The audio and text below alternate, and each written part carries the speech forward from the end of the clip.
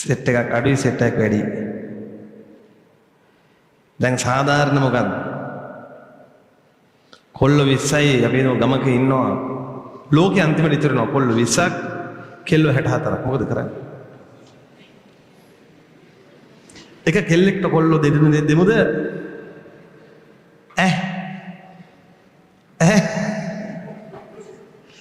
සාධාරණ නෑනේ පුතා ඒක. එක කොල්ලෙක්ට කෙල්ල දෙන්නෙක් දෙමුද? ඔය දෙම තමයි දෙන්නේ ඉන්නේ. සාධාරණ නෑ නෙමෙයි නේ. කොල්ල 20 නේ ඉන්නේ. කෙල්ල 64ක් ඉන්නේ. එතකොට මොකද කරන්නේ නේ? නිරෝගී පැවැත්මට ප්‍රජනනය සඳහා මොකද අපි කරන්නේ ඕනද? එක කොල්ලෙක්ට කෙල්ලෝ කීප දෙනෙක් බඳින්න වෙනවා. තේරෙනවද ඒක? එහෙනම් එක ඇමයිනෝ අම්ලයක් තීරණය කරන්න කෝඩෝන කිහිපයක් දායක වෙන්න පුළුවන්. මම කියන තේරෙනවද? ඒක තමයි වගුවේ සමහර කෝඩෝන් කීපයකට සංගල වරහන දාලා ඇමයිනෝ අම්ල එකක් දාන්න. දැක්කද ඒක තාම? එතකොට අරුබුදයක් නෑ. කොයි කෝඩෝනේ ආවත් එයාට ඇමයිනෝ අම්ලයක් ඉන්නවා. මට මෙහෙම කියන්න. එක කෝඩෝනකින් ඇමයිනෝ අම්ල දෙකක් වුණොත් මොකද වෙන්නේ? බලන්න කල්පනා කරලා. එක කෝඩෝනකින් ඇමයිනෝ අම්ල දෙකක් වුණොත් දැන් මෙහෙමනේ. එක ඇමයිනෝ අම්ලයකට කෝඩෝන 4ක් තිබ්බත් කමක් නෑ. ඒ කෝඩෝන 4න් කෝකාවත් අර ඇමයිනෝ අම්ල එනවා. මං අහන්නේ එක කෝඩෝනයකට ඇමයිනෝ අම්ල දෙකක් තිබ්බොත් මොකද වෙන්නේ? එහෙනම් හොටපටයක් කරනවා ගහ ගන්නවා මෙතන. නේද? මෙතෙන්ට කෝඩෝනේ ආපුවාම ඇමයිනෝ අම්ල දෙක කියලා ගන්නවා මෙතෙන්ට. යකෝ මට නේදයි තියෙන්නේ නෑ මට නේදයි තියෙන්නේ. තේරුණාද කේස් එක? ඒ නිසා කිසි වෙලාවක හොඳට අහගන්න. කිසි වෙලාවක එක ඇමයිනෝ අම්ලයකට කවුරු කීපයක් නැත්. කෝඩෝන කීපයක් නැත්. හැබැයි ඒක අනිත් පැත්ත තියෙනවා. මොකද්ද?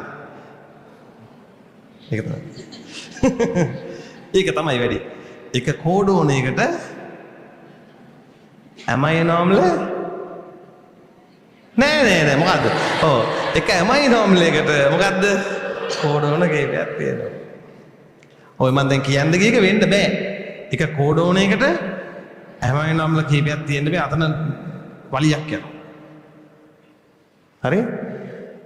එක ඇමයිනෝ අම්ලයක් කෝඩෝන කීපයකින් තීරණය කරනවා වෙන්න පුළුවන්. හේතුව ඇමයිනෝ අම්ල අඩුයි කවුද වැඩි? කෝඩෝන තමයි වැඩි. හැබැයි කලාතුරකින් දැන් මෙතියොනින් වගේ කෝඩෝන එකයි තියෙන්නේ. නේ? අය නෑනේ. තේරුණාද කියන්නේ? ඒ වගේ තමයි. රයිට් එහෙනම් පැහැදිලිද? ඔය විදිහේ කෝඩෝන 64 වගුවට අපි කියනවා ඕක බැක්ටීරියා වලටත් පොදුයි. මිනිස්සුන්ටත් පොදුයි. ශාක වලටත් පොදුයි. මේ ලෝකේ යම් ජීවියෙක් දින්නේ ඔය වගුව පොදුයි. ඔකට අපි කියනවා ජෙනටික් කෝඩ්. අපි කියනවා ප්‍රවේණිකේතය. නම කියන හයියෙන් ප්‍රවේණිකේතය. කෝ හයියෙන් මොකද කියන්නේ? ප්‍රවේණිකේතය. ඕක පුද්ගල විශේෂයෙන් වෙනස් වෙනවද? සාර්වත්‍රයිද? සාර්වත්‍රයි. ඒ නිසා ළමයි DNA අණුවක් තිබ්බොත් ඒක ගහකද තියෙන්නේ, වඳුරෙක්ගේද තියෙන්නේ, මිනිහෙක්ගේද තියෙන්නේ, කාගේද තියෙන්නේ වැඩන්නේ හැදෙන ප්‍රෝටීන එකයි.